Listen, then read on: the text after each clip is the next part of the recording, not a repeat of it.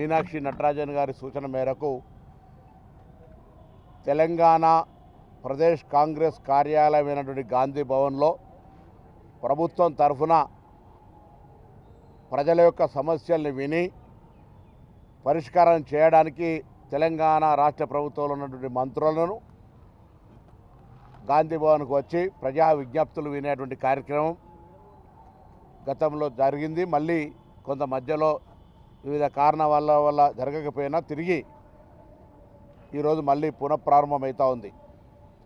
ఈ సందర్భంగా ప్రభుత్వం పక్షాన బాబు జగజీవన్ రామ్ పూలే భవన్లో ప్రతి మంగళవారం శనివారం అక్కడ విజ్ఞప్తులు తీసుకుంటున్నప్పటికీ తెలంగాణ వ్యాప్తంగా ఉన్నటువంటి కాంగ్రెస్ శ్రేణులు ఎవరైతే కాంగ్రెస్ పార్టీ అధికారంలోకి రావడానికి కష్టపడ్డారో, ఎవరైతే ప్రజాపాలన కావాలని ఆకాంక్షించి ఓటేసినటువంటి కామన్ మ్యాన్ సామాన్యులు ఎవరైతే ఉన్నారో వారికి సంబంధించినటువంటి ఎటువంటి సమస్యలు ఉన్నా గాంధీ భవన్ అనేటువంటిది పార్టీ అధికారంలోకి రావడానికి వేదిక అయినటువంటి కార్యాలయం.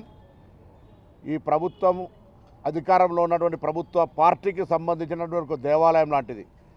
ఇక్కడికి వచ్చేటువంటి పిటిషన్లు తప్పకుండా ప్రభుత్వంలో అత్యంత ప్రాధాన్యతగా తీసుకొని పరిష్కరించే విధంగా గాంధీ భవన్ నుంచి కూడా దానికంతా కూడా డాటా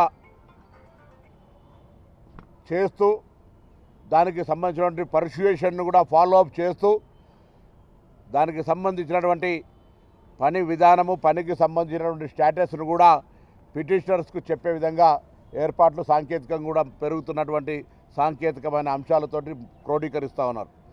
ఈ విధంగా తెలంగాణ యావత్ కాంగ్రెస్ నాయకులకు, కాంగ్రెస్ ఈ అధికారంలోకి రావడానికి కష్టపడ్డటువంటి కార్యకర్తలందరికీ ఒక ఎన్ఎస్యూఐ నాయకుడి నుంచి వచ్చినటువంటి కార్యకర్తగా ఈరోజు విజ్ఞప్తి చేస్తూ ఉన్న ప్రభుత్వంలో మంత్రిని కావచ్చు. కానీ అందరి శ్రమతోటే అధికారంలోకి వచ్చింది కాబట్టి ఎక్కడ కూడా మీరు ఇబ్బంది పడేటువంటి అవసరం లేదు. కాంగ్రెస్ పార్టీ మీకు హక్కు ఉన్నటువంటి కేంద్రం. ఒక్కొక్కసారి ప్రభుత్వంలో మంత్రి గారినో లేదా ఇతరులను కలవడానికి ఇబ్బంది కలగవచ్చు. కానీ జన్మస్థానమైనటువంటి పార్టీకి దేవాలయమైనటువంటి గాంధీ భవన్లో స్వేచ్ఛగా మీకు సంబంధించినటువంటి ప్రజల సమస్యలు చెప్పుకునేటువంటి అవకాశం ఇక్కడ పార్టీ తరఫున కొనసాగుతూ ఉంది. కాబట్టి నేను ప్రజలకు తెలంగాణ ప్రజాపాలన అధికారంలోకి రావడం అనేటువంటి కారణమైన సామాన్యులందరికీ ఈ గాంధీ భవన్ వేదికగా మీ సమస్యల్ని ఇవ్వండి. వాటిని ప్రభుత్వం తరఫున పరిశీలన చేయడానికి ఒక గ్రీన్ ఛానల్ ద్వారా వాటిని ఎప్పటికప్పుడే ఒక కంప్యూటరీకరణ చేసుకొని వాటిని పరిష్కారం చేసే దిశ లోపల ప్రభుత్వం ముందుకు పోతుందనే మాటని సందర్భంగా మనవి చేస్తూ ఈరోజు జరుగుతున్న పరిణామాల్లో కాంగ్రెస్ 18 నెలల పరిపాలనలో అనేకమైనటువంటి నవ్వుతో భవిష్యత్ కార్యక్రమాలను చేసినాం.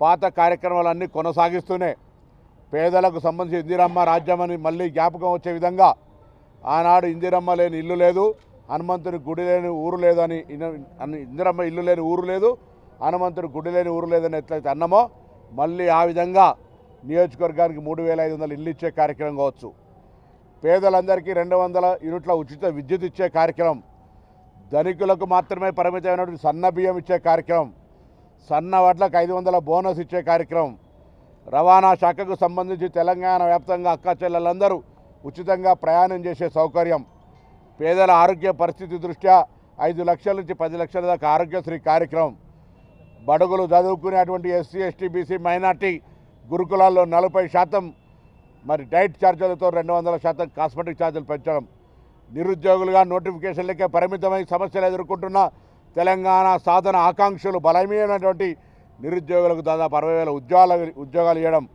ప్రతిష్టాత్మకంగా 2 లక్షల లోపల ఉన్నటువంటి రైతు రుణమాఫీని చేయడం, ఈ విధంగా రేషన్ కార్డులు హైదరాబాద్ నగరంలోనే ఒక కొత్త 1,00,000 మందికి నూతనంగా రేషన్ ఇచ్చే కార్యక్రమం కొనసాగుతూ ఉంది. ఈ విధంగా ఇందిరమ్మ ఇల్లు, రేషన్ కార్డులు, అదేవిధంగా రాజీవ్ యువ వికాసం, ఇలా అనేక కార్యక్రమాలు తీసుకోబోతున్న ఈ ప్రభుత్వం మీద తప్పకుండా ప్రజల ఆశీర్వాదం ఉంచుని. ఇంకా కొన్ని వాగ్దానం చేసినవి ఉన్నాయి.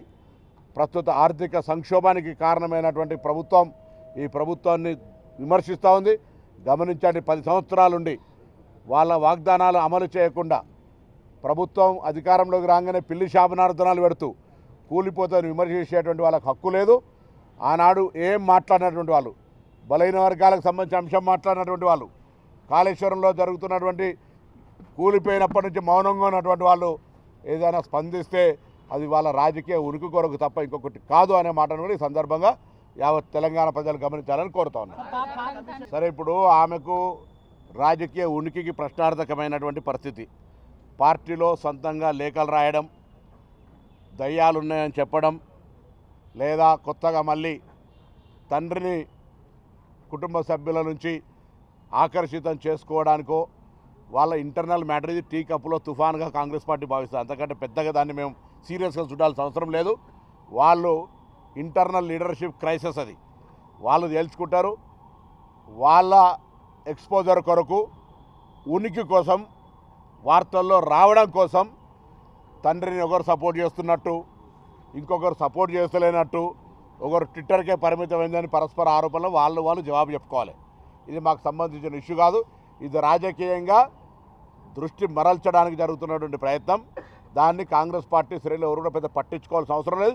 ప్రజలు, మీడియా కూడా పట్టించుకోవాల్సిన అవసరం లేదు. ఎందుకంటే they are struggling for their ఎగ్జిస్టెన్సీ.